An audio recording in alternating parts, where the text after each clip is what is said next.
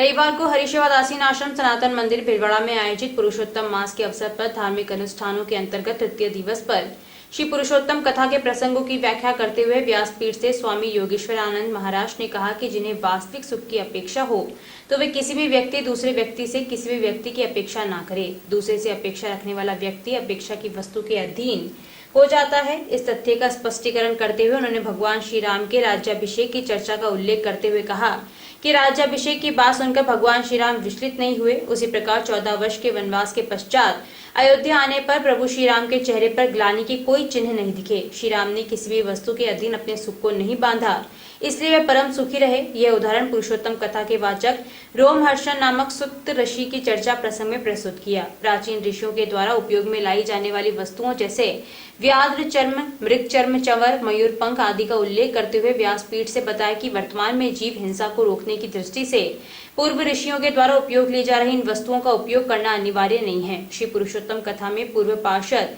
जितेंद्र दरियानी ने व्यासपीठ पर माल्यार्पण किया। आश्रम प्रांगण में प्रातः काल में मंडलों की पूजा, नित्य अभिषेक व हवन यज्ञ, अनेक स्त्रोत आदि रोजाना संपन्न हो रहे हैं। सायंकालीन सत्र में द्वितीय दिवस की भागवत कथा में उत्तानपाद के वंश में ध्रुव चरित्र की कथा सुनाते हुए समझाया कि ध्रुव की सौतेली मां सुरुचि के द्वारा अपमानित होने पर भी उसकी मां सुनीति ने धैर्य नहीं खोया, जिससे बहुत बड़ा संकट टल गया। परिवार व सनातन धर्म को बचाए रखने के लिए धैर्य संयम की नितांत आवश्यकता रहती है।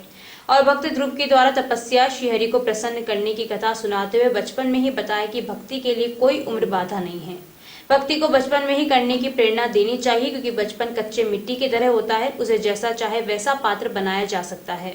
मानव को अपने जीवन में काम, क्रोध, लोभ, मोह, हिंसा, संग्रह आदि का त्याग कर विवेक के साथ श्रेष्ठ कर्म करने चाहिए। व्यासपीठ पीठाधीश्वर ने भागवत कथा के दौरान कथा प्रसंगों में वेद व्यास जी के जन्म, कर्म, श्रीमद् भागवत कथा की रचना, द्रौपदी का चरित्र, कुंती स्तुति, भीष्म स्तुति, परीक्षित जी के जन्म कर्म का उल्लेख किया।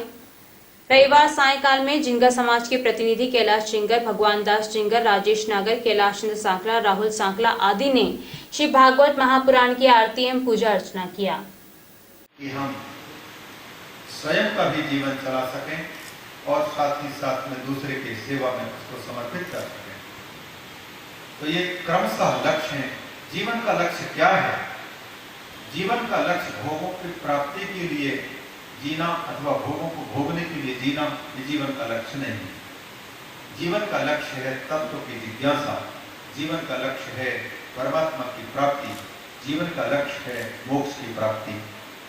जो इतने जन्म प्राप्त किए हैं हमने, मनुष्य, कुत्ता, बिल्ली, पेड़ पौधे, लेकिन इन सब शरीरों को पाने के बाद भी अभी तक सच्चे सुख की उपलब्धि नहीं कर पाए। वही सच्चा सुख जीवन का लक्ष्य है, विशेषतः मनुष्य जीवन का।